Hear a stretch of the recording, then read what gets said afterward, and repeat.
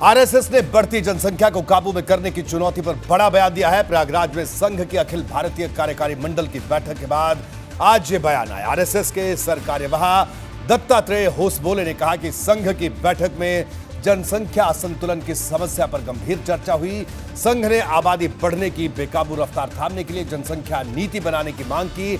RSS ने दो टूक कहा कि देश के सभी लोगों पर समान रूप से ये नीति लागू होनी चाहिए।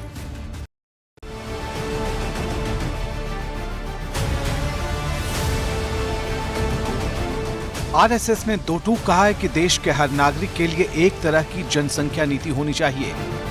इसके पीछे जनसंख्या असंतुलन से निपटने की दलील है। सरसंघ चालक जी ने अपने विजयदशमी भाषण में विषय रखा था।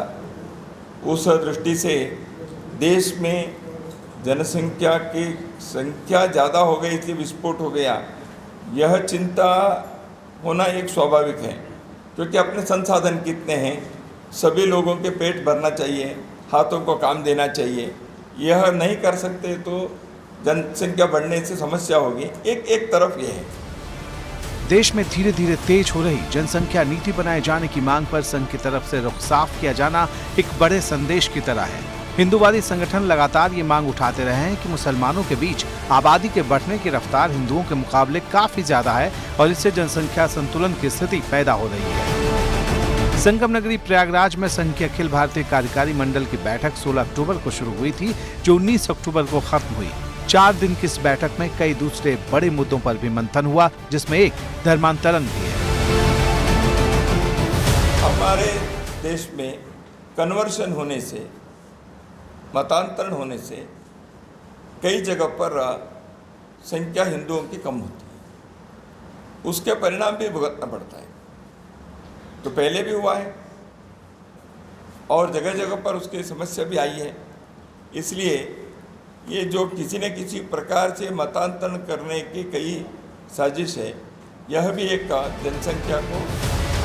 आरएसएस ने तय किया है कि संघ देश के हर जिले के एक गांव को मॉडल के तौर पर विकसित करेगा और यहां का स्वदेशी मॉडल पर सामाजिक और आर्थिक विकास किया जाएगा।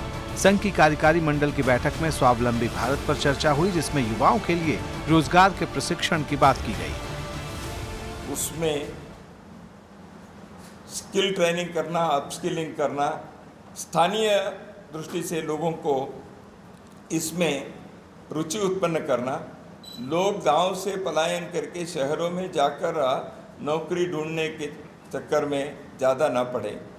क्या हम अपने ग्रामीण भारत के, अपने रोजगार के स्थानीय अवसरों को और अच्छा बना सकते हैं क्या? साल भर में आरएसएस के पूर्णकालिक सदस्यों की संख्या 3000 से ज्यादा बढ़ी है। संघ का मकसद 2024 के अंत तक हर मंडल के एक गांव में संगठन की शाखा को पहुंचाने का है। कार्यकारी मंडल की इस बैठक में संघ के कुल 372 पदाधिकारी मौजूद रहे। कोरोना के चलते 2 साल बाद आरएसएस की कार्यकारी मंडल की इतनी बड़ी बैठक आयोजित हुई है। प्रयागराज से एबीपी गंगा के लिए मोहम्मद मोइन की रिपोर्ट।